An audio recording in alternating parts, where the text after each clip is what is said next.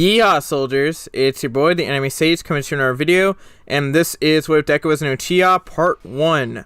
Well, you guys voted for this, and, well, it's here now, so here we go.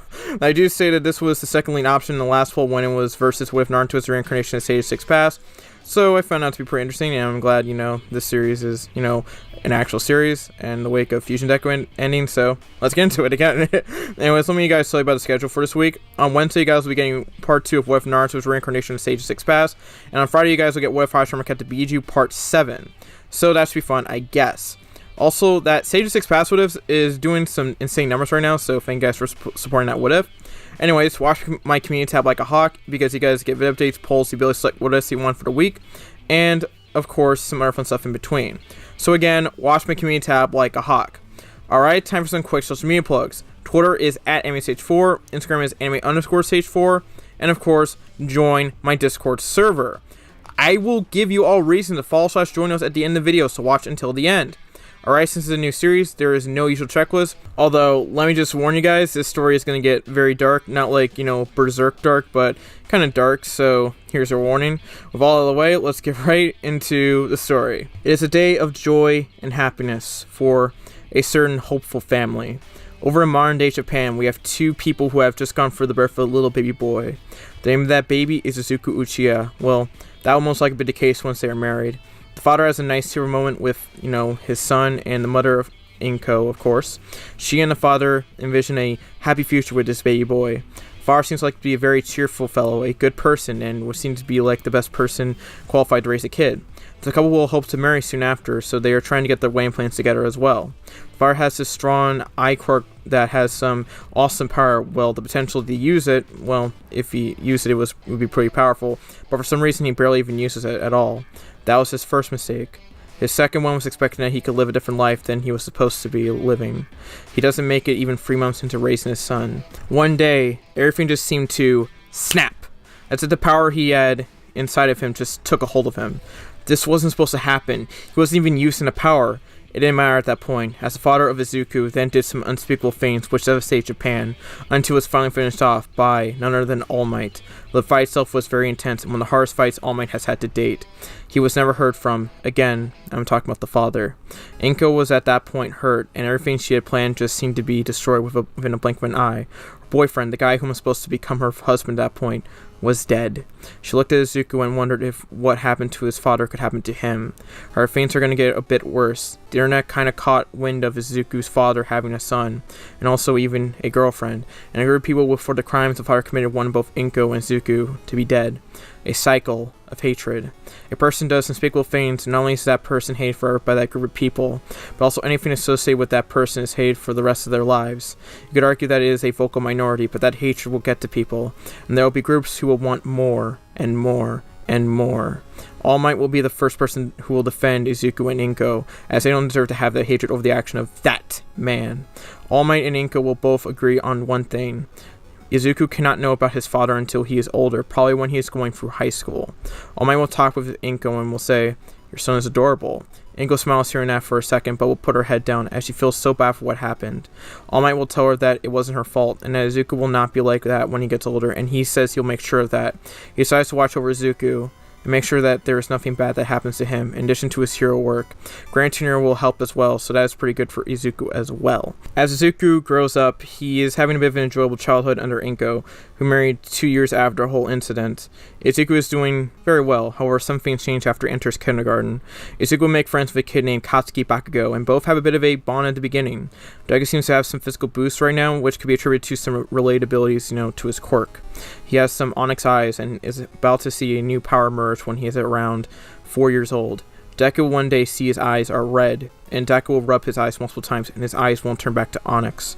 Deku wonders what to do, and Inko, seeing all of this, is terrified, because guess who had those same eyes?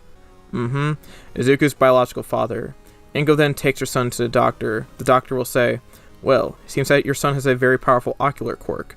And by powerful, I mean it could be very powerful one day, as it might have a host of abilities.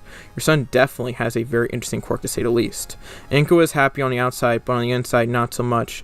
She would have even taken him being quirkless. She cannot go for that stuff again. However, those fears are calmed down for a second when Izuku looks at Inko in his usual smile, and she cannot in any way hate Izuku. She doesn't want him to become a victim of that quirk, and hope that it will be different this time. Maybe he will overcome the cycle of that quirk, the cycle of hatred, the curse of hatred. Inko and Izuku will leave, and the doctor will see them off, and when they leave, he just smiles evilly and says, "So, the legacy lives on. This should make things a lot more interesting." Later on, Inko will talk with All Might, and Deku, who is more aware than when he was small, is happy to see All Might, a person he admires a lot. Inko smiles and she sends Izuku away with Gran Torino, who says that he actually trained All Might, which makes Deku very interested in him, so he goes out and plays with Gran Torino, as her and All Might have to talk privately about something. All Might breaks this conversation and, says, "So, how was the visit to the doctor?" Inko will say, "He has that quirk. I knew that gene superseded all other quirk genes and is inherently aggressive, but I still told myself he wouldn't have that quirk. But my hope vanished when he got the diagnosis, which was he had a powerful ocular quirk. It's a Sharingan. I don't want to see my little boy go through what his father went through, and do the things that his father did, and change like his father did. Look at him. He's such an innocent boy. He could be a great person in the future. He could be a great hero in the future. I just don't know what I can expect to see after all the stuff that happened 4 years ago. I worry about my little boy. I'm worried he'll become a monster. Do you know what that is like? Feeling like your son will one day snap once he gets older and will do unspeakable crimes like his biological father did?"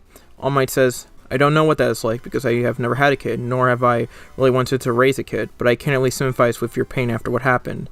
I do believe this. I think he can conquer this quirk, but it might be too difficult for him to do it alone. I will do what I can to help him. Just take him to some martial arts classes. There he can learn not only how to defend himself, but he can also learn certain virtues when it comes to protecting people, which Zuko's father did not have. We can at least give him a system." Also, his father held in the Sharingan, which kind of caused him to snap horribly, whereas it would have been less likely had he used it consistently. The corruption would have happened over time, but we could have at least looked for a solution for him if it came to that. I don't think that everyone who has this quirk will all become inherently evil. I want there to be hope for your son, so believe in him, and believe he will be a great hero. Inko smiles and thanks All Might. Gran Torino comes back to the house and says that Izuku had fun. Izuku will play with All Might for a bit as well, and then both of them will leave. Gran Torino and All Might. Inko looks at her son, still a bit weary, but will give her little Izuku some faith. He will not be the same like his father. She still remembers some, the bit of healing that she had to go through from those events, and she has somewhat recovered, but the pain is all still there. Izuku and Midoriya will go through the usual schooling that hero hopefuls go through. Shockingly, both Izuku and Bakugo, they're good friends, as they both have red eyes. One has actual red eyes, and the other one, can turn his eyes red. But Izuku reveals that his quirk has some interesting chakra abilities. A red chakra somewhat that allows him to have enhanced attacks. His ability also seems to allow him to track the movements of attacks, which is pretty interesting. Over time, his red eyes seem to develop a tomoe, and a dot on his eyes, a pupil, which is interesting in many ways. Surprisingly, Mitsuki Bakugo seems to be the only one who likes Izuku, but that is because her and Inko are friends, and she has a good heart at the end of the day, which is a bit of a difference for Izuku when he shows his eyes, to someone else. They give him this massive glare of hatred, and it bothers Izuku, because he doesn't know what he did wrong. He doesn't know why there are people who give him those glares. It isn't his fault, as we know. It's because of people's hatred, people's anger towards someone else. Hatred continues, and not everyone forgives one another. And some people cannot see what their hatred causes is more hatred, and they show their hatred towards Izuku. It could cause him to breed hatred towards the world. Hopefully, that's not the case. While All Might had worked hard to make sure the identities of Inko and Izuku were kept under wraps in terms of their names and faces, when someone sees those eyes, well, Houston, we have a problem. Bakugo will do what he can to defend his friend, as he does not really like the glares he gets from parents and even teachers. Reason being is, of course, the eyes. Now you may ask, why not take him to a different school? Problem with that is, as soon as he shows those eyes, he will be back to square one.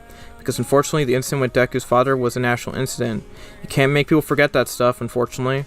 Also, Inko does not want to take Deku away from Bakugo, as those two actually have a friendship, and taking Deku away from a real friend is not going to help matters at all. In fact, it could make them worse, and he might also feel resentment towards her. Inko will fight for better treatment with the school, and also tells Izuku that he cannot show off his quirk as much. Izuku will promise you that he won't. He doesn't understand why these measures would need to be taken, but he isn't going to disobey his mother, so here we are. Unfortunately, there will be moments where he accidentally shows off his quirk, and he will not only get glares, but sometimes he actually gets some pushes, shoves, and sometimes even punches from his way, which is a big yikes. But Gran Torino kind of takes care of those who physically attack Izuku, and he helps the kid out. But it still bothers Izuku that people will attack him like that. Izuku will one day talk to Gran Torino and say, "I don't know why people are mean to me at times. I have my mom and you, my friend Bakugo, and even have met All Might. Why do I have people who want to hurt me?"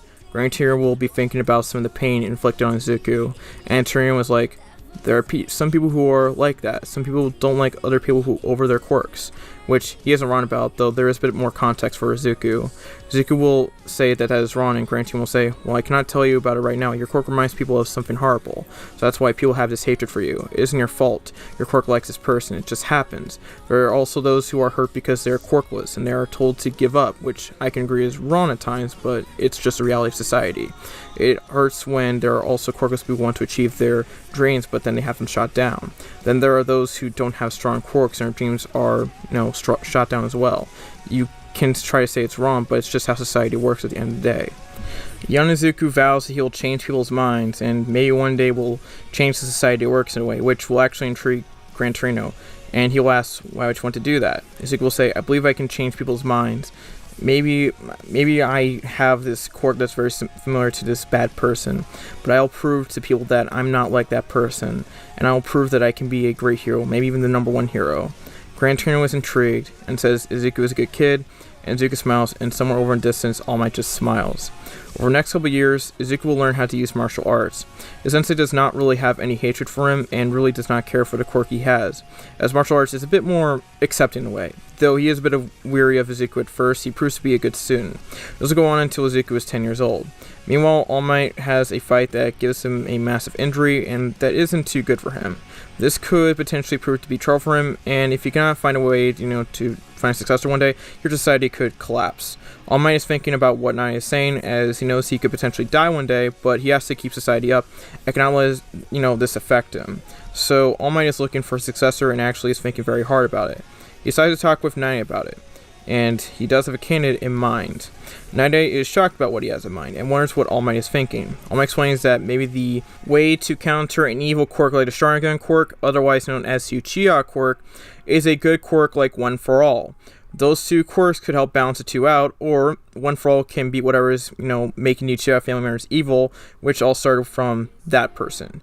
Nai thinks this is nonsensical. All Might thinks it is a possibility, but Nai argues even if it is possible, there is no guarantee. All Might will say, you may have a point, but what else is there? As he reports of the kid getting glares, physically attacked, and his own mother is worried about the same stuff that happened all those years before, that it will happen again. I don't want to see that happen to him. He's a good kid. He has the ability to be a great hero. He has what it takes. He has those factors I look for in a successor. Though I need to see one more thing from him. What else is there to do? Watch as he potentially transforms, potentially hope and pray it doesn't happen to him? We have to do something. Nai then says, I understand what you're saying, but I haven't met the kid myself, so let me visit him and see what you mean. When Nai decides to visit him, he realizes Izuku is a good kid and sees what All Might is talking about. Izuku is happy when he sees, Nai, and Inka wonders what is going on, but Nai will not say. All Might and Nai will say that they will wait for when he is older, but when Gran Torino reports that Izuku does help certain kids who are, bullied, not by Bakugo, someone else, All Might, seeing this one day himself, from a distance, may see that, he has that instinct. This puts Deku up in the ranking in terms of potential successors. So that is pretty interesting, I guess. Deku will become very skilled in his martial arts, and will also have his red chakra used for enhanced attacks. Deku's friendship with Bakugo will become a rivalry, which means that there's some good stuff there, I guess. A bit more of a friendly rivalry, though it does have those toxic moments. Both of these two are kind of even, and as Deku trains over time, he will see his eyes get stronger in terms of one Tomoe, and it will grow into a second Tomoe as he gets to age 13. His middle school days are better than his elementary school days, though he still has those same problems he had in elementary school, but they are not as frequent. Izuku does have a bit of a new goal here, which is to become the #1 hero and, have better treatment for himself because, you wouldn't like to have those glares tied out down to you and have people change their minds and stuff like that. on the last day of middle school, Deku wants to go to UA, and Bakugo and him have a bit of an exchange with each other. You know, I'll get in, be the #1 hero and stuff like that. And then there's like, no me, and the lighting stuff. You know, you see, you get it. You know, it's anime stuff. You know, rivalry stuff. You know, Deku will later walk and take a bit of a shortcut, and we'll see that he's encountering a bit of a villain, a sludge villain to be more exact, which he tries to fight and does decently at doing that. He does throw a couple strikes at the villain with his enhanced chakra strikes, though he's not really that effective at, you know, hitting him because, you know, the villain has some resistances to that, so not good for him. All Might will then come in and will say, well, if it isn't Yonezuku, how are you? Izuku will say, good, thanks for the save, All Might. All Might, who has seen how much Izuku has progressed, will then say, it is actually some great time that I ran into you. I have a bit of a proposition for you, though we'll have to, you know, talk about it with you tomorrow, so see you around. And Deku watches as All Might flies away. The next day, All Might visits Inko and her son, and at the table, All Might will say these words, I want Izuku to be my successor. So, yeah, that's a bit of a development here.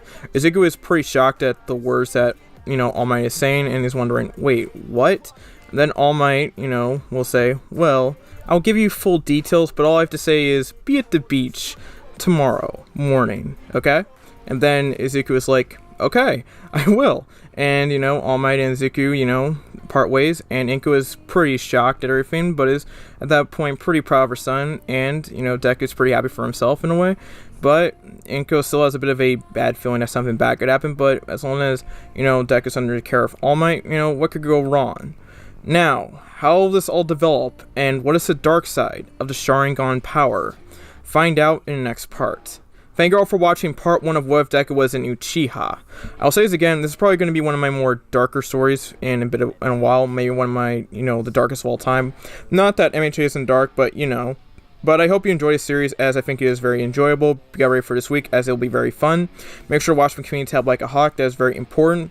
And finally, follow me on Twitter for another way to get notified of my videos, Instagram for memes and some more fun stuff in between, and finally, join my Discord for access to supplementary content, notifications when I live stream ahead of time, and of course, the ability to test me ideas directly. These are also great ways for you guys to interact with me, so follow me on Twitter and Instagram, and join my Discord server. So, yeah, we are halfway to 11K, so let's get there, and that's all I have to say. Make sure to like, comment, subscribe, turn on notifications, and share the video. This has been your boy, the Anime Sage, signing out. Peace. YEEHAW. Stephanie Shea, close us out. Bye-bye. Peace. Hi, this is Stephanie Shea, voice actress for Sailor Moon, Hinata, Orihime, and you are watching Anime Sage.